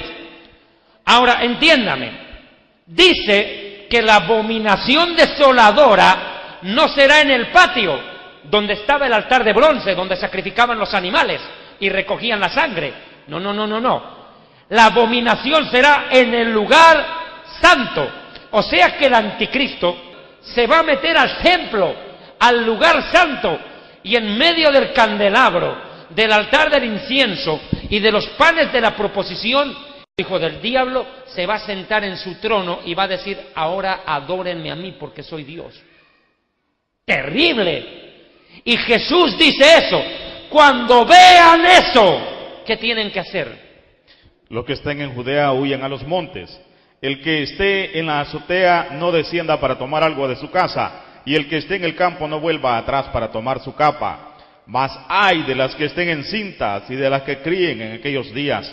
Orad pues que vuestra huida no sea en invierno ni en día de reposo, porque habrá entonces gran tribulación, cual no la ha habido desde el principio del mundo hasta ahora, ni la habrá. Y si aquellos días no fuesen acortados, nadie sobreviviría. Mas por causa de los escogidos, aquellos días serán acortados. Mire, comienza la gran tribulación. ¡Ay de las mujeres que estén embarazadas! Pobres de aquellas mujeres que tengan que criar niños en aquellos días. No habrá comida en la tierra. El profeta Jeremías dijo en Lamentaciones: les haré comer la carne de sus hijos y les haré comer la carne de sus hijas. Vienen días aciagos terribles para la humanidad. Jesús dice: gran tribulación, gran angustia, gran sufrimiento como nunca antes lo ha habido ni lo habrá. Y si aquellos días no son acortados, nadie sobreviviría, mi amigo. La especie humana desaparecería de la tierra. Mas por causa del pueblo judío, el pueblo escogido, esos días serán acortados. Vienen días terribles para la humanidad. Y dice que huyan. Los judíos que estén en Israel tendrán que escapar como puedan del anticristo. Correr, salir, escapar. Pero un grave problema. Jesús dice: rueguen que el día de huir no sea invierno, porque la nieve es tan espesa en Israel que nadie puede escapar en la nieve. Escapar en la nieve es un suicidio, no se puede. Y no sea Shabbat, no sea día sábado, porque en sábado solo se puede recorrer cierta cantidad de kilómetros fuera de la ciudad. Terrible, mi amigo. Espera la muerte para aquellos que estén ahí dentro. Judío que se queda en Israel en aquellos días muere. Escuche bien. Judío que se quede a vivir en Israel en aquellos días muere. Lo que tiene que hacer es huir, escapar, salir escapando, corriendo para sobrevivir. De lo contrario, nadie sobreviviría, dice, mueren todos. Mire lo que dice la Escritura. ¿Cómo va a cometer la abominación desoladora este hombre de pecado? Daniel 11, 29 al 35, léemelo. El anticristo. Al tiempo señalado volverá al sur, mas no será la postrera venida como la primera. Deténgase. El anticristo vendrá a Israel, dice. Y siga. Porque vendrá contra él naves de Quitim, y él se contristará y volverá y se enojará contra el pacto santo, y hará según su voluntad. Volverá pues y se entenderá con los que abandonen el pacto santo. Deténgase. El anticristo se va a unir con los que le den la espalda a Israel en aquellos días, con los que rompan el acuerdo de paz y seguridad con Israel. Con ellos se va a unir. El anticristo se va a unir a los enemigos de Israel, dice. Siga. Y se levantarán de su parte tropas que profanarán el santuario y la fortaleza, y quitarán el continuo sacrificio, y pondrán la abominación desoladora. Deténgase. ¿Cuál es el hecho clave que provoca la abominación desoladora? El que las tropas, el ejército de Israel, al mando del anticristo, militares, se metan al templo y maten a los sacerdotes dentro del templo. Eso es lo que da lugar a la abominación desoladora. Dice que de su parte, o sea, subordinados a él, los militares, las tropas, el ejército, entrarán armados al templo de Jerusalén y van a matar a los sacerdotes, a los hijos de Leví. Los van a matar en el templo, los van a masacrar a los sacerdotes dentro del santuario de Dios. Y cuando maten a los sacerdotes, ese mismo ejército va a colocar la abominación desoladora. Es decir, el ejército le va a decir al anticristo: siéntate acá, gobiérnanos desde aquí y declárate Dios, y nosotros haremos que te adoren. ¡Terrible! Esa es la abominación desoladora. Y dice que se levantará para profanar el santuario y la fortaleza. ¿Cuál es la fortaleza? Toda el área del monte del templo se conoce como la fortaleza de Sión. Toda el área del monte del templo, toda esa región. Van a profanarla a los militares.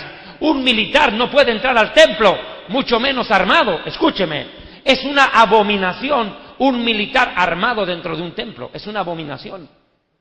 Y esto es lo que van a hacer esa abominación. Siga. Con lisonjas seducirá a los violadores del pacto. ¿Qué quiere decir lisonjas? Con salamería, con palabras bonitas, les va a ofrecer regalos. Siga. Mas el pueblo que conoce a su Dios se esforzará y actuará. Muchos judíos se van a dar cuenta que ese no es el verdadero Mesías y que fueron engañados. ¿Y qué harán? Actuar. ¿Y cómo? Escapando e instruyendo a muchos, diciéndoles: este no es el Mesías, este nos engañó, este no puede ser el Mesías. Siga.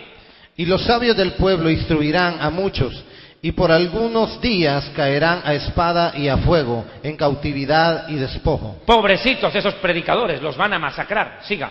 Y en su caído serán ayudados en pequeño socorro, y muchos se juntarán a ellos con lisonjas. También algunos de los sabios caerán para ser depurados y limpiados, y emblanquecidos hasta el tiempo determinado, porque aún para esto hay plazo.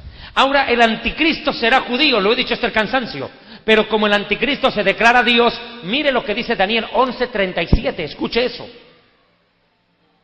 Del Dios de sus padres no hará caso, ni del amor de las mujeres, ni respetará a Dios alguno, porque sobre todo se engrandecerá. ¿Qué quiere decir del Dios de sus padres?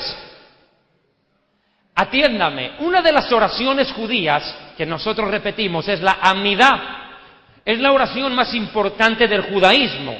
A ver, para el cristianismo, ¿cuál es la oración más famosa? El Padre Nuestro. Para el judaísmo es la Amidá. Y la Amidá dice: Baruch atah Adonai Eloheinu, Elohei Abraham, Velohei Isaac, Velohei Israel, Adonai Aboteinu, Elohei Aboteinu. Dios de nuestros padres. ¿Cuáles padres? El Dios de los patriarcas de Israel. O sea, que al Dios de los judíos Él no va a respetar, siendo que Él tendrá sangre judía, no va a respetar al Dios de los judíos. Dice que el Dios de sus padres no va a hacer caso, ni del amor de las mujeres. ¿Qué quiere decir esto?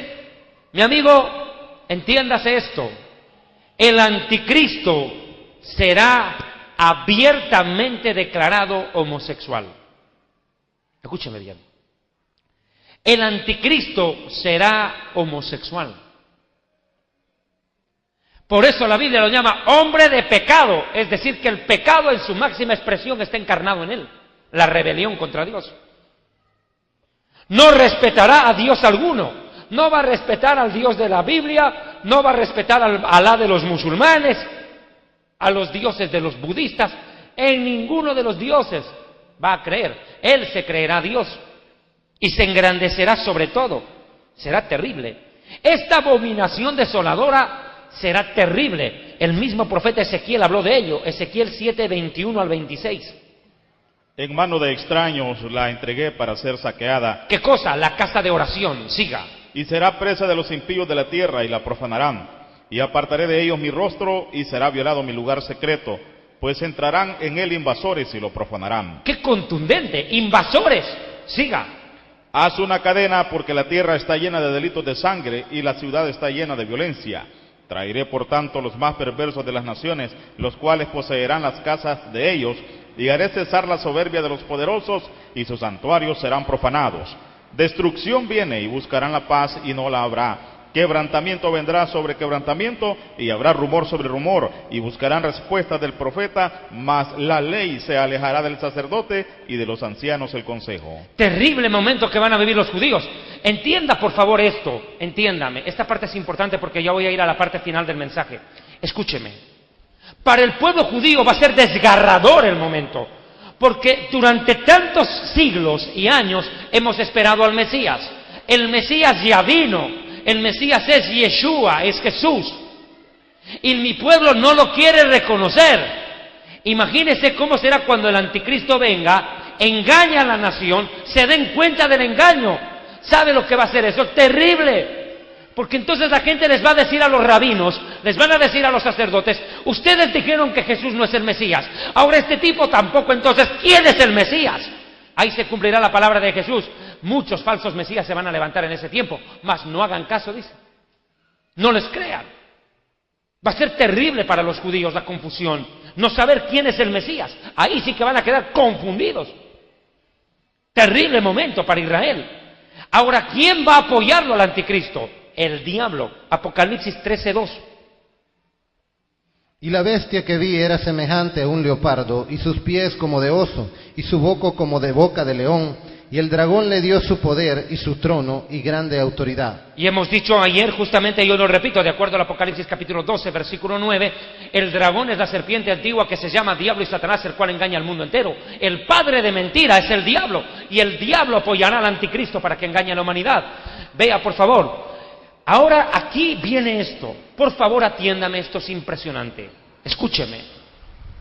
El espíritu de apostasía que está golpeando la iglesia hoy no es un espíritu que va a desaparecer cuando la iglesia se vaya al cielo. No, mi amigo. El espíritu de apostasía que está atacando dentro de las iglesias, cuando la iglesia se haya ido al cielo, se traslada al mundo secular para provocar que la gente inconversa adore no solo al anticristo. Mire a quién adorarán. Apocalipsis capítulo 13, versículo 4, léelo con énfasis. Y adoraron al dragón que había dado autoridad a la bestia, y adoraron a la bestia diciendo, ¿quién como la bestia y quién podrá luchar contra ella? Mi amigo, el diablo lo que más quiso en la historia es que la gente lo adore. El diablo es un ángel rebelde, condenado por la eternidad. Ese sinvergüenza no tiene opción al perdón. Tiene un lugar seguro en el lago de fuego, él y todos sus demonios. El diablo pero sabe que nosotros los humanos somos hechos a imagen y semejanza de Dios. Y el diablo quiere que la criatura más importante de la creación, nosotros los humanos, lo adoremos. Y fue tan sinvergüenza y descarado que al mismísimo Hijo de Dios le dijo, si tú postrado me adoras. Imagínese. Y Jesús le dijo al diablo, burro, solo al Señor tu Dios adorarás, solo a Él servirás. Solo a Dios la honra y la gloria, el poder. Pero mire, mi amigo, el diablo no logró derrocar a Dios en el cielo, no logró que Jesús lo adorara en la tierra, pero lo que quiere el diablo es que las naciones lo adoren a Él, y lo va a lograr. Lo va a lograr. Aunque usted no crea, mi amigo, el satanismo, luego del arrebatamiento de la iglesia, el satanismo se va a convertir casi en religión oficial. Y le voy a dar un dato, Pastor Vidal Alvarado. En esta semana, en Estados Unidos, en el Capitolio, van a inaugurar oficialmente la estatua a Satanás. No sé si viste las noticias. El satánico quiere erigir una estatua en honor, escuche bien, del mismísimo diablo y ponerla frente al Capitolio de la ciudad de Oklahoma en Estados Unidos. Según el diseño que ha difundido The Satanic Temple, será una figura con cabeza de carnero, cuernos, barba larga y alas, sentada en un trono y rodeada por dos niños sonrientes. Para ese proyecto han logrado reunir $22,900. La estatua busca contrastar con el monumento a los 10 mandamientos que está frente al Capitolio de la ciudad. Vean las noticias. El satanismo se convertirá casi en religión oficial. Adoración abierta al diablo. Dice, adoraron al dragón. El espíritu de apostasía, mi amigo, lleva a la gente no a adorar al Dios bíblico, sino al diablo. Ahora puede entender por qué cuando la gente en las iglesias evangélicas corre detrás de estos predicadores codiciosos de la teología de la prosperidad, escucha las prédicas de Dante Gebel, de Luna, de Maldonado, Benny Hinn y otros sinvergüenzas. Están adorando al diablo, mi amigo, al diablo. El espíritu de apostasía es peor que el espíritu de idolatría. El idólatra católico adora un muñeco de palo. El apóstata evangélico adora a Satanás. Adora al diablo, que utiliza a estos falsos apóstoles, ministros de Satanás, como llama 2 de Corintios 12, 2 de Corintios, en el pasaje 11, verso 4, que dice, falsos apóstoles, ministros fraudulentos, ministros del diablo. Lo repito, el católico idólatra adora un muñeco de estuco. El evangélico apóstata adora a Satanás. Le va peor. Mejor le fuera ni haber conocido la palabra, mi amigo. Escuche, adoraron al dragón. ¿Y qué cosa va a hacer el diablo para hacerse adorar? 2 de Tesalonicenses 2, 7, 9. El diablo va a participar en el asunto, mi amigo. Una trinidad diabólica tomará control del mundo. Escuche, mi amigo, hoy en día el Dios Padre, que envió a su Hijo Jesucristo, y que después de resucitar Jesús envió el Espíritu Santo, controlan la tierra. Como quiera, hay presencia de Dios aquí. Pero mi amigo, ¿cómo será cuando la iglesia se vaya? No será el Dios Padre, no será el Dios Hijo, ni el Espíritu Santo. Será una trinidad diabólica. Diablo, anticristo y falso profeta. Los tres van a tomar control total del planeta, mi amigo. Vea lo que dice ahí. 2 de Tesalonicenses 2, versos 3 y 4. Ya está en acción el misterio de la iniquidad, solo que hay quien el presente lo detiene, hasta que él a su vez sea quitado de en medio, y entonces se manifestará aquel impío, a quien el Señor matará con el espíritu de su boca, y destruirá con el resplandor de su venida. Mire el verso 9, el surgimiento del anticristo. Mire obra de quién es, lea. El arribo de ese impío es obra de Satanás, irá acompañado de hechos poderosos, señales y falsos milagros. Tremendo. El anticristo va a hacer milagros, mi amigo. Mire, Daniel 8:24. Su poder se fortalecerá, mas no con fuerza propia. Causará grandes ruinas, prosperará, actuará arbitrariamente y destruirá a los fuertes y al pueblo de los santos. El pueblo de los santos será Israel en aquel momento. Su poder se fortalecerá, mas no con fuerza propia, sino con la fuerza del diablo.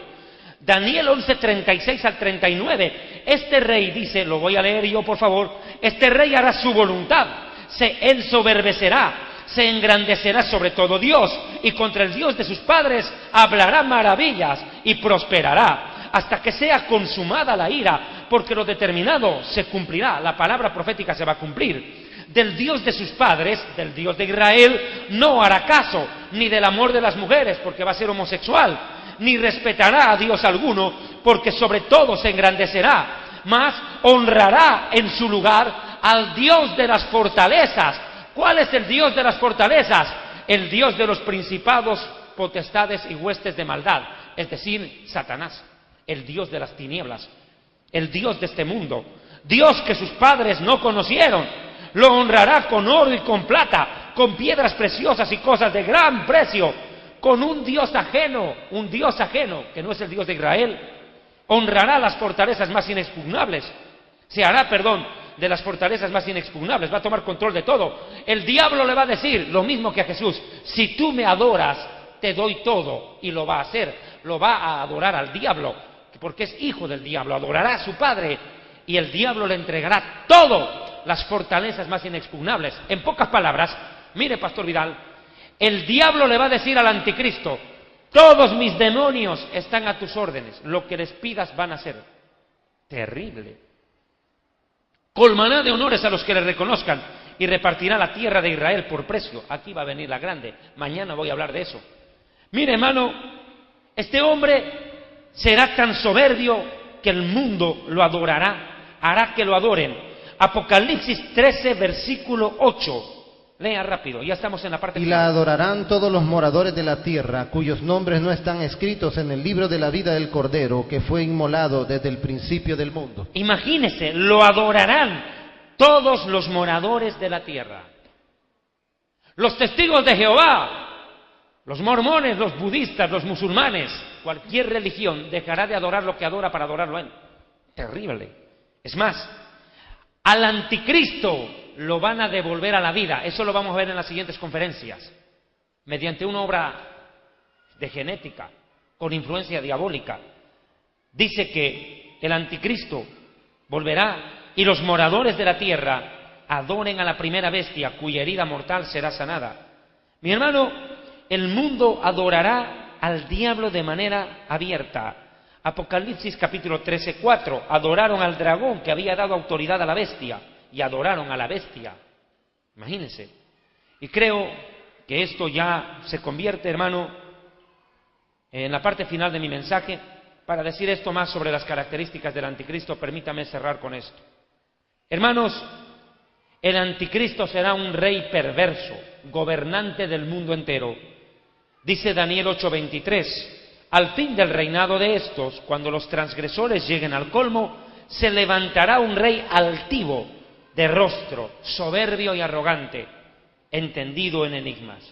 Mis hermanos, he tratado de retratar en estas dos primeras conferencias la persona y la obra nefasta que el anticristo provocará en la tierra. No se pierdan, por favor, las siguientes conferencias que se están desarrollando acá en la República de El Salvador, en la ciudad de San Miguel, donde acá mi amigo, un hermano, un consiervo de Dios a quien respeto por su trayectoria y experiencia, Pastor Vidal Alvarado, me invitó a participar. Pastor Vidal, muchas gracias. Esta ha sido Historia del Futuro. Buenas noches. Fundador del Ministerio Evangelístico Internacional Kedushá, Santidad, presenta Jerusalén y la Tierra Prometida, el plan de Dios para Israel y el fin de los tiempos en Historia del Futuro. Porque para Dios, el futuro es historia. Visita nuestra página web www.historiadelfuturo.tv, porque para Dios el futuro es historia.